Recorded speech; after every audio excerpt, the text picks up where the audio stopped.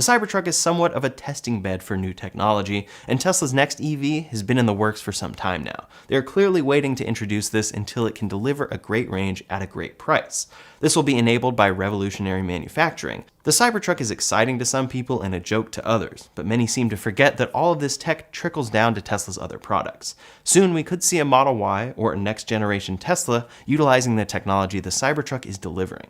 안녕하세요. 세상에는 두 종류의 사람이 있습니다. 테슬라의 혁신 기술을 굳게 믿고 불을 계속해서 늘려나가는 현명한 사람이 있고, 그와 반대로 테슬라의 반대편에 서서 테슬라의 공매도를 치면서 돈을 잃어가시는 분들이 있습니다. 올해 테슬라 반대편에 계셨던 분들은 최고의 손실을 만들어냈고 전 재산을 탕진하고 있습니다. 도대체 왜 테슬라, 엔비디아, 애플, 메타, 그리고 밑에 팔란티어도 보이죠? 미래 성장성이 무궁무진한 기업들에게 공매도를 건다라는 것은 모든 재산을 날려버리겠다라는 뜻이 아닙니까? 이러한 어리석은 선택을 하는 이유가 무엇일까요? 테슬라 운전자가 교통사고율이 가장 높다라는 기사가 나왔습니다. 이러한 기사를 보시고 테슬라의 공매도를 치고 모든 돈을 잃어가는 과정입니다. 하지만 NHTSA에서 증명을 하는 것은 테슬라의 모든 차량들은 별 5개 가장 안전한 차량이고요. 1년형과 함께 자산이 늘어나는 것이 현명한 선택이 될 것입니다. 그래서 미국 개미 형들이 되었던 서학 개미 형들이 되었든 테슬라 사랑은 순매수 1위로 이어지고 있죠. 이렇게 개인 투자자 여러분들의 열정이 꺾이지 않고 1년형도 계속되는 성장세를 보여준다라면 이제는 미국 대표 ETF가 스파이가 아니게 될 것입니다. 바로 테슬라가 모든 돈을 쓸어 담게 되겠죠. 그렇다면 앞으로의 테슬라는 어떻게 될까요? 정말로 기대가 된다라고 볼 수가 있는데요. 현재까지 마지막 고비 하나가 남아 있습니다. 그것은 바로 사이버트럭의 생산 지옥이고, 여기서 말하는 생산 부분이 파워트레인을 넣고 바디를 만드는 부분이 아닙니다. 사실 이 부분 같은 경우에는 테슬라는 이미 최고의 레벨로 올라섰죠. 사이버트럭 대량 생산은 곧 배터리 생산 지옥이라고 볼 수가 있는데요. 현재 4680 배터리 같은 경우에는 16주에 1000만 개 가량이 생산이 된다라고 합니다. 그리고 사이버트럭 한 대당 1360개의 배터리 셀이 들어가죠. 그래서 현재 테슬라의 배터리 생산 능력을 사이버트럭에 대입을 하면 연간 24,000대까지 생산이 가능하다라고 합니다. 그래서 일런형께서 말씀하신 사이버트럭 생산 지옥은 4680 배터리 셀 생산 지옥이 될 것이고, 배터리가 대량으로 만들어져야지 사이버트럭의 성공으로 이어지게 될 거라는 점이죠. 일런형께서는 사이버트럭의 물량이 늘어나는 순간을 2025년으로 보고 있습니다. 그렇다면 2025년까지 4680 배터리의 생산이 수직으로 엄청나게 늘어나야 될 것인데요. 최근에 텍사스에서는 사이버트럭의 물량이 조금씩 빠르게 늘어나고 있습니다.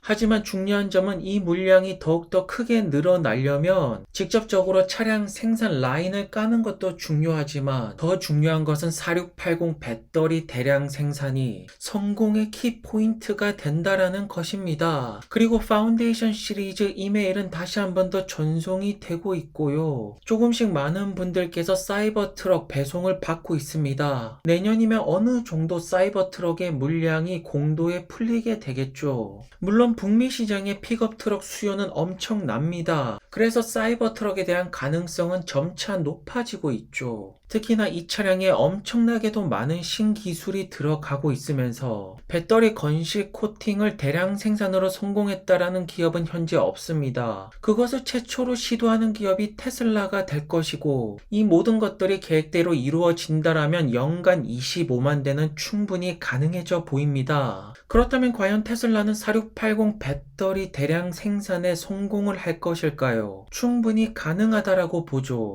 그토록 어려웠던 모델 3Y를 성공시켰던 테슬라가 아닙니까? 이미 주주들과 일런형 사이에는 충분한 신뢰성이 쌓여져 있습니다. 그래서 테슬라의 차트는 상방 트렌드가 전혀 꺾이지를 않고 있고 내년 역시나 굉장히 기대가 되는 점인데요. 저뿐만 아니라 분리시로 보시는 분들이 굉장히 많죠. 웨드부시의 댄 아이브스 형께서도 테슬라의 목표 주가를 $350로 올리고 있습니다. 그리고 지금부터 본격적으로 조금 더 큰 그림을 보자고요. 왜냐하면 댄 아이브스 형께서 테슬라는 넥스트 애플이라고 하십니다. 확실하게 테슬라가 마지막으로 넘어야 될 산이 현재 챔피언 애플이 아닐까요? 왜냐하면 소비자들에게는 두 가지 선택이 있습니다. 애플의 카플레이를 선택을 하던가 그것이 아니라면 테슬라 어플을 사용하도록 만드는 것이죠. 그래서 테슬라의 소프트웨어 가치, 그 밸류에이션을 반드시 높게 보셔야 되는데요. 애플 역시나 발빠르게 움직이고 있죠. 2024년 애플 카플레이 새로운 버전이 출시가 된다라고 합니다. 에스턴 마틴과 포르쉐를 통해서 티저를 공개하고 있는데요. 현재 소비자들뿐만 아니라 자동차 기업들의 선택지도 두 가지로 나뉘어지고 있죠. 테슬라 아니면 애플. 우선 폭스바겐이 되었던 포르쉐, 에스턴 마틴과 루시드, 벤츠 같은 경우에는 내년에 더욱더 애플의 새로운 버전 애플 카플레이를 최적화시키는 작업을 계속해서 이어나갈 것입니다. 하지만 분명히 애플이 아닌 테슬라 소프트웨어를 선택하는 기업들도 나오게 될 것이겠죠. 왜냐하면 전기차를 비롯해서 충전소까지 인프라를 완벽하게 장악하는 테슬라이기 때문에 자동차 부분에서만큼은 테슬라가 애플보다 유리한 면이 굉장히 많습니다. 결국 테슬라의 입장에서도 에너지 부분이 되었던 전기차 부분이 되었던 훗날 FSD를 통한 로보택시 사업까지 모든 것들이 테슬라 앱에서 이루어지기를 바라는 것이고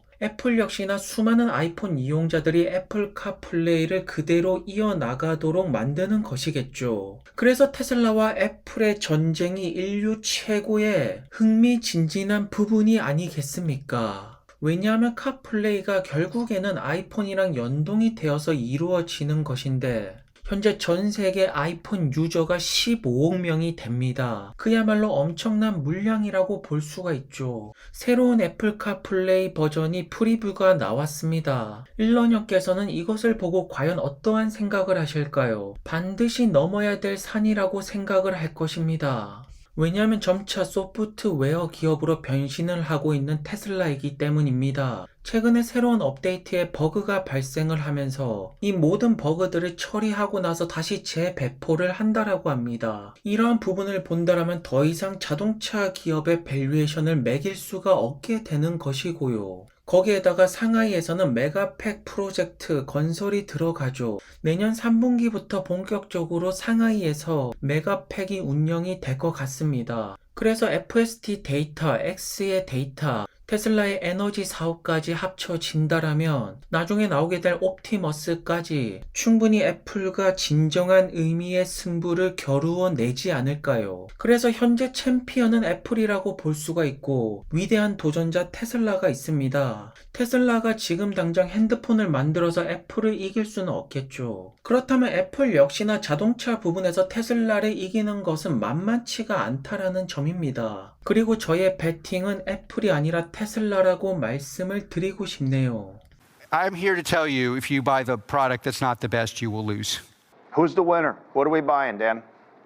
The godfather of AI, Jensen NVIDIA, Microsoft, the Messi of AI, Palantir, probably one of the best pure play AI plays out there.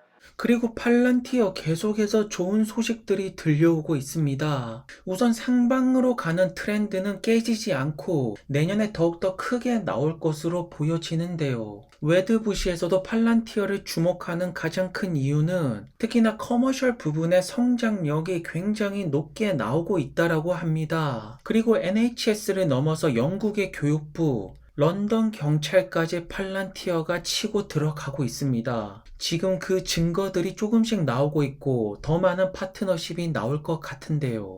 우선 런던 경찰에서 일하시는 분께서 AIP 부트 캠프에 참가를 하시고 수료를 받고 있죠. 많은 런던 경찰분들께서 AIP에 참가를 한다라는 것은 이제는 의료 섹터뿐만 아니라 경찰 쪽으로도 파트너십을 늘려나가는 팔란티어를 우리는 기대를 해볼 수가 있습니다. 그래서 지금 영국 경찰 스폰서십 란에 팔란티어가 당당하게 들어가 있죠. 이제는 미국을 넘어 영국까지. 그렇다면 캐나다, 뉴질랜드, 호주는 충분히 더 확장이 가능하지 않겠습니까?